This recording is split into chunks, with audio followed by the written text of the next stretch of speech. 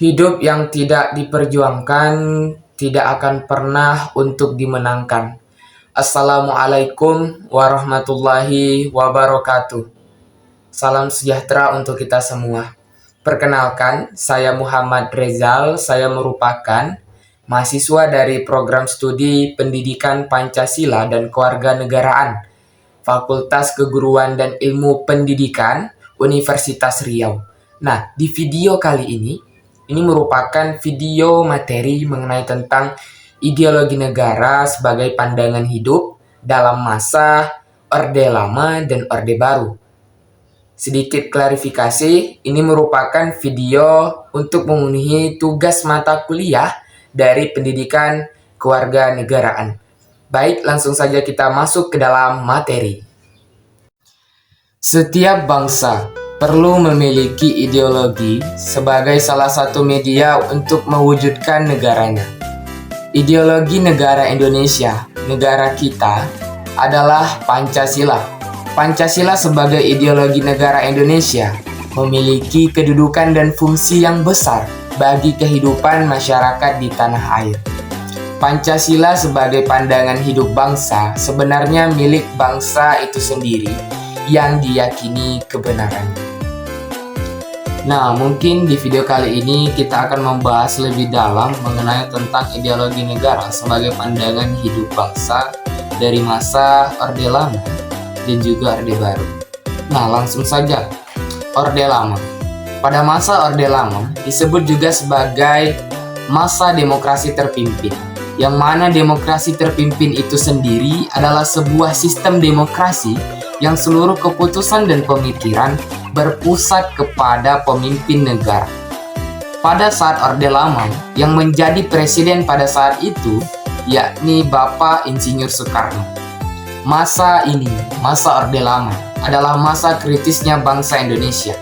Hampir seluruh kekuatan politik merujuk kepada Presiden Soekarno. Nah, pada masa inilah muncul berbagai penyimpangan-penyimpangan dari nilai-nilai Pancasila.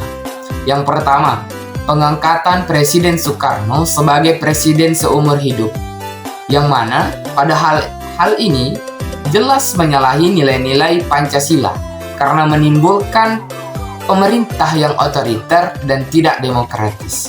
Dan yang kedua, diizinkannya kelompok yang bertentangan dengan Pancasila itu sendiri untuk hidup dan berkembang di Indonesia, yakni diizinkannya Partai Komunis Indonesia dan dibentuknya Nasakom pada saat itu. Jelas ideologi komunis tidak sejalan dan tidak sesuai dengan kepribadian bangsa Indonesia dan juga nilai-nilai Pancasila. Salah satu ajaran dari Partai Komunis adalah menentang adanya Tuhan. Dari nilai-nilai ketuhanan saja itu sudah bertentangan, apalagi dari kepribadian bangsa Indonesia yang percaya adanya Tuhan.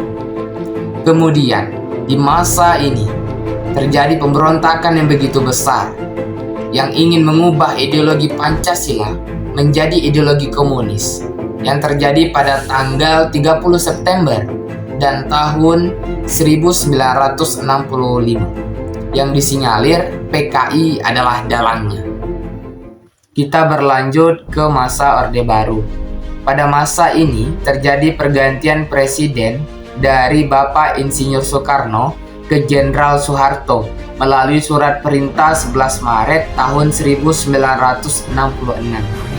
Bapak Soeharto memiliki visi utama dalam melaksanakan Pancasila dan Undang-Undang Negara Republik Indonesia tahun 1945 dilakukan secara murni dan konsekuen dalam setiap aspek kehidupan masyarakat.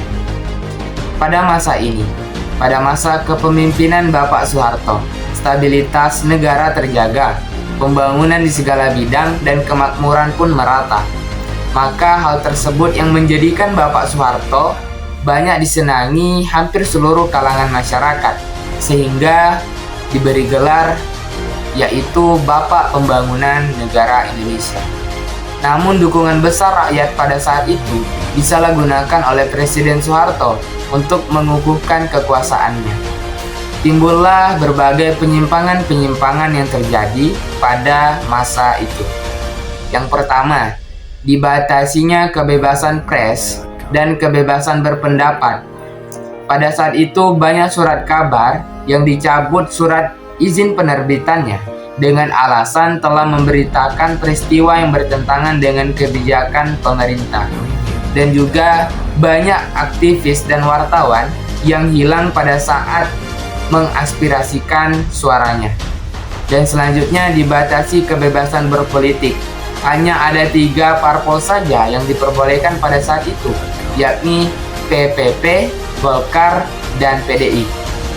Dan selanjutnya banyak munculnya kasus pelanggaran HAM. Dan yang terakhir, maraknya KKN yang dilakukan oleh pemerintah pada saat itu. Pada masa ini, masih jauh dari kata bersih dari KKN. Sangat merugikan rakyat pada saat itu. Salah satu upaya KKN yang dilakukan oleh pemerintah adalah membuat peraturan-peraturan seperti keputusan presiden yang ternyata isinya menguntungkan pihak pemerintah saja.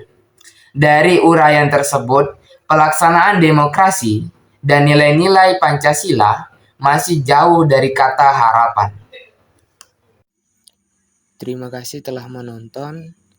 Saya cukup. Assalamualaikum warahmatullahi wabarakatuh.